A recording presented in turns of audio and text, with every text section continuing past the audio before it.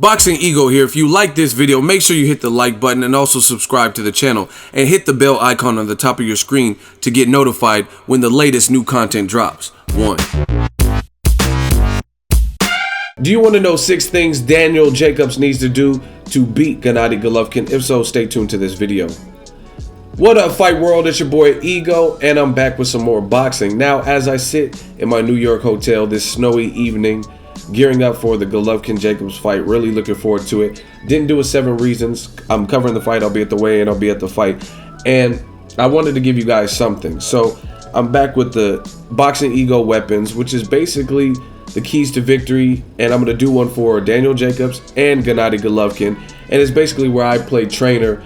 And I'm going to give you guys in this one, I'm going to give you 6 things that each fighter needs to do from my perspective, as if I was in their corners, to win, to secure a victory on Saturday night, Madison Square Garden, March 18th. Make sure you guys order an HBO pay-per-view. Now, let's get started without further ado. And this is for Daniel Jacobs. 6 things he needs to do to beat Gennady Golovkin. Now, this is in no particular order. Let's go. Number 1, get respect early. It is very imperative that Danny Jacobs gets the respect. It's one thing to box, but you got to look at it. Golovkin, his style, it actually benefits him, guys who try to outbox him, right?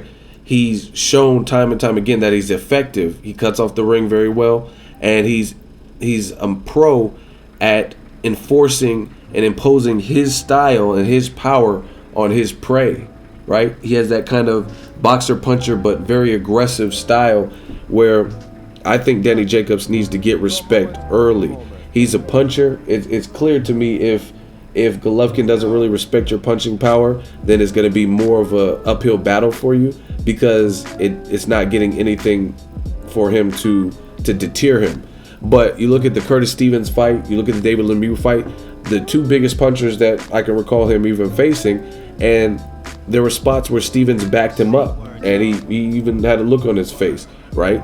The David Lemieux, he came out with kind of a different style. He was jabbing more. So I think Golovkin needs to feel that he's in there with another puncher immediately. And you don't want to just box and let him get into a rhythm, because that would be all bad. Number 2, and a way to do this is establish a jab. Golovkin showed a very good jab in the Lemieux fight, and he is the shorter man out of the 2. The taller man shouldn't be getting out jabbed by the shorter man. It doesn't make sense. So if Golovkin, which I assume part of his game plan, him and Abel Sanchez, would be to implore the jab, because you want to feel this guy out and, you know what I mean, get a gist. You don't want to run into something stupid you don't see and the fight's over. So I think they're going to be somewhat more cautious than maybe fighting a Willie Monroe or an Ishida, a guy they know can't hurt him, right? So I think Golovkin's team is going to establish a jab. So as far as I'm concerned, Jacobs needs to establish a jab. And what I've always learned in boxing is if somebody's doing something to you, then you do it to them back. They don't usually like that. Like if someone's ripping your body, then you go to their body, see how they like it. You know what I mean? Fight fire with fire, so to speak. And if Golovkin's game plan, which I would presume would be to jab, then that's exactly what the taller man, Danny Jacobs, needs to do. The jab is an underused punch, and it sets up so much just because it disrupts the rhythm. It can slow you down. Guys that are powerful punchers already, like Golovkin, like Jacobs, it's almost like a really effective weapon, because a stiff jab will hurt you. You know what I mean? We've seen recently Jermall Charlo, who has actually one of the best jabs in boxing, he stunned and knocked down a very game Julian J. Rock Williams early, and that was all set up with the jab, and he later was able to knock him out with the counter uppercut. So I just overall think the jab is underused, and definitely as the taller man, Danny Jacobs, having an amateur background, having an ability to box, he needs to establish that jab and slow down Golovkin from trying to cut off the ring on him. And the best way to do that is you jab somebody in the face, just bow, jab. And I think Floyd Mayweather's a master at jabbing too. there's an up jab, there's a rangefinder jab, there's just a stiff where you plant and you know what I mean, you hit him with the real stiff jab. So he needs to vary his jab also, not just throw the same type of jab, because someone can get a read on that. So the jab is definitely key. Number 3, land and throw the uppercut. Now, there have been a few fights. Golovkin's pretty much dominated the level of competition he's fought, but there's a welterweight named Kell Brook who's very skilled at welterweight. He bit off more than he could chew, jumped up 2 divisions to try to slay the dragon known as Golovkin, came up short. However, he did have some success in that particular fight, and what I noticed is it was in the inside exchanges, which is what Danny Jacobs needs to push for. He needs to push for inside exchanges. To me, Golovkin is more of a mid to out boxer, and he likes to dictate the pace like most boxers. Make it an inside fight, and while you're in the inside, shoot the uppercut, because Kell Brook, his very first fight at the full 160, was able to almost lift Golovkin off the ground. I think he basically lifted him off the ground. Golovkin said it didn't hurt him, but coming from a guy who's 6 feet tall with punching power, known punching power, he has like 12, 14 stoppages in a row. I mean, the guy clearly has power. He hurt Peter Quillen in the first round. He needs to implore that uppercut. And that's something they should have been working on in camp. That should be, if you're a comic book fan, that should be weapon X. Shoot the uppercut. Because I don't care how great your chin is, there's only so much blunt force trauma that any person can take. And the uppercuts can be sneaky, because depending on where your gloves are and stuff, you may or may not see it coming. And if you don't see it coming and you're dealing with power punchers, then it could be lights out. Number 4, and this might sound weird to some people, but again, I'm playing like I'm a trainer. Take a knee, don't be a tough guy. What I mean by that is Golovkin has stopped, 24 people in a row. So he knows how to get his power off. He's an offensive fighter. And you take a knee, and or this is obviously if you get hurt in the fight. But if he gets hurt, don't try to be this macho man Randy Savage. Oh yeah, snap it to a Slim Jim. Yeah, like don't do that. That macho stuff. Live to fight another day. Learn from Floyd Mayweather versus Mosley. If Floyd didn't hold on or brace, clinch with Shane Mosley, he looked like he was going to be out of there. He got hurt twice bad in round 2. Very early. Both fighters have fresh power. But Floyd, being the smart fighter, probably getting hurt in sparring and having the boxing brain and IQ, he was smart. He clinched and held on for dear life, which is what you want to do, because you can either not clinch and try to go out guns blazing and hope you Marquez Pacquiao for him, right? Or you can live to fight another day. Take the knee, just concede. You lost that round. There's nothing you could do. Like Tupac said in Juice, it's over. Everything starts from now. You know what I'm saying? If you lose, if you get hurt in that round, live to fight another day. Take the knee, have it a 10-8 round or whatever, and try to get your wits back about you. So I think that's important. And I mean, anytime you're dealing with Golovkin, he's shown effect and he's shown the ability to hurt guys. So knowing that, they should be prepared to, if you do get hurt, then what do you do and how do you respond? Because that could be the counterbalance, or that could be the deciding factor between the referee jumping in and stopping. And see, that's the thing. You got to look at it. It's just like any other sports. The referees are pretty well versed because they might have covered this guy's fights in the past. They know about him, especially a guy like Gennady Golovkin, hitting all guys, right? His name is popular, is growing. So the reason I say that is these referees know reputation, and that's just in sports in general. Watch the NBA. Like when Ron Artest was playing, he got in the stands and started punching fans and stuff, and they're quicker to give him a flagrant or a technical based on his track record of doing that. You know what I'm saying? So if Ron Artest is this known bad boy, or Latrice Sprewell or whoever, known bad boy, then they might be less objective and less inclined to give you the benefit of the doubt. And then you elbow James Harden in the ear or whatever, in the cheek, then they're like, no, you're out of there. You know what I'm saying? They're going to be harsher. So relating that to boxing, Triple G's a known knockout artist who's on a tear. So the referee is probably not going to take any chances, especially in the state of New York. New York is very strict with the Pritchard Cologne situation and unfortunate situations. The New York State Athletic Commission, very strict they didn't clear Abner Mares. He had like some kind of eye injury or couldn't pass the eye test, and his fight with Jesus Cuellar got pushed back and canceled. It was supposed to be on the Thurman Porter card, right? You look at the fight with Gervonta Tank Davis and Jose Pedraza. Pedraza was losing and he was getting like touched up and hurt, but the doctors stopped it for like a good length of time to check on his eye to make sure he could continue. He was like, I'm good. He was just losing the fight. You know what I mean? So the refs know Golovkin. They know who he is. You know what I mean? They're going to be quick to jump in. So to avoid that, live to fight another day.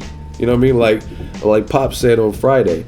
So I think that's important. It's just they should have practiced some drills to what do you do if you get hurt? You know what I mean? Because how you respond is everything. You look at the Julian J. Rock Williams. He fought a champion, got badly hurt with the counter uppercut, as I mentioned earlier, and he didn't know what to do because he didn't clinch. And then all Charlo had to do is throw some punches, and they barely even touched him. And he went down, and the ref just waved it off. Like, oh, he's too badly hurt. He got no legs. The other thing is these fighters try to get up too fast. I know it's instinct to get up and fight, yeah, but it's not good. You look at Costa Tszyu versus Ab Judah. Judah was doing cool. And then he gets hurt, and he tries to hop back up, and he has no legs. You just be smart if you get hurt. That's bottom line. Take a knee. If you get knocked down, take the proper time. Take a long count so you get the most maximum time or whatever. Number 5, dictate the ring to evade traps. Golovkin's very good, as I mentioned, cutting off the ring. So you need to dictate the real estate and know where you're at all points. And if you see Golovkin trying to trap you, you need to try to jab out and roll out to evade those traps and getting pinned against the ropes or something where he's just unloading heavy artillery like he did with Marco Antonio Rubio. Rubio just kind of sold out that whole fight, and it's like he wanted to like hit me on the top of the head so we can end this. Like he just went out like easy. You don't just let somebody like that just tag you against the ropes and just go crazy. You know what I mean? That's stupid. So you have to fight off the ropes, but avoid them and just know where you're at all points. And number 6, the final thing that I think Danny Jacobs needs to do is just be confident. Confidence goes a long way. Golovkin has this mantra or this aura about him. People are saying he's pound for pound. People are saying he's the boogeyman. No one wants to fight him. All that's over. Like Mike Tyson has some great ring walk quotes where he was talking. He's like, this whole time I've been training, he's like, I feared this man. I felt he might be capable of beating me, but I walked to the ring. My confidence starts to build. It starts to build. I'm almost to the ring. I'm close to the ring. I get in the ring. He's like, I'm a god. Nothing can beat me. You know what I'm saying?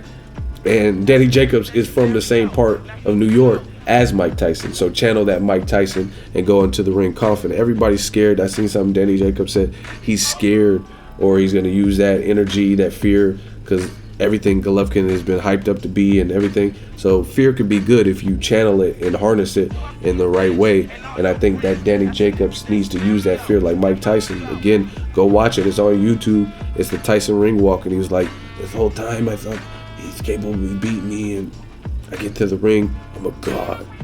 Nobody can beat me. You know what I mean? And I think he just has to fight confident. If guys like Golovkin and Tyson, since we're speaking, and I don't think Mike Tyson fights like Golovkin, just to clear that, because some people, oh, are you Mike Tyson? Like, no, they fight totally different. They both just have power, right? And they both have knockouts, but they fight totally different. However, there is a similarity because they both have knockouts. They deliver them different, and Tyson's more athletic. They do things differently. You know what I mean? Golovkin doesn't seem like a loose cannon outside of the ring like Mike Tyson was. So there's signature differences, but some people just look at, like casual fans, they just look at the bare bones minimum. Oh, they both have power, they both have knockouts. This guy's the new Tyson, you know what I mean? But that's not how it works. But there is a similarity in the fact that they both have power and they both have built this reputation as knockout artists. So that being said, from what I've seen in boxing, bullies don't like to get bullied. You know what I mean?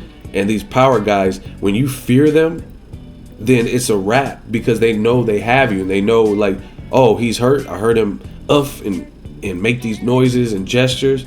Go watch old Mike Tyson. He was like, I could tell the body shots that were getting to him. I could tell because I heard him in there. He was crying. He was crying in there. Like, you know what I'm saying? And that showing that fear and lacking confidence, it's not good for those guys because they smell that blood in the water and they're sharks and they're gonna target you. You know what I mean? I also watch a lot of Tyson. He's my favorite fighter. Him and Roy Jones and a couple others, Prince Nassim. But Mike Tyson, I've watched like every major documentary and stuff, and I like his mind when it was coming to boxing in his prime and stuff. And he was like, I've mastered the art of skullduggery. He's like, I look at him, and I don't break away, I don't break. And he pauses for that tenth, that millisecond. He looked away. I know I have him. You know what I mean? The art of skullduggery. And that's what these fighters, these predator style guys like Golovkin and Tyson, that's what they prey off of. They know, they sense the fear. They know you're scared. They know they're hurting you with their power. So if you give in, don't have a poker face, then they're going in for the kill. So that's my 6 things that I really feel Danny Jacobs can and needs to do to beat Gennady Golovkin. Can he execute? That remains to be seen. March 18th, we will find out. If you guys have any more suggestions for Danny Jacobs, let me know in the comment section. Let me know how you think I did. Let me know which ones you agree with or whatever the case may be. But we have a fight. They still got to make weight on Friday. I'll be there, so stay tuned for the coverage.